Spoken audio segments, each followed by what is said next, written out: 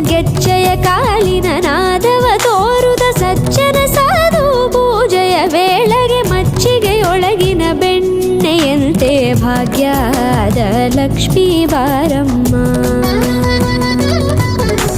ಕನಕವೃಷ್ಟಿ ಕರೆಯುತ್ತ ಬಾರೆ ಮನಕೆ ಮಾನವ ಸಿದ್ಧಿಯ ತೋರೆ ದಿನಕರ ಕೋಟಿ ತೇಜದಿ ಹೊಳೆಯುವ ಜನಕರಾಯನ ಕುಮಾರಿ ಬೇಗ ಭಾಗ್ಯದ ಲಕ್ಷ್ಮೀ ಬಾರಮ್ಮ.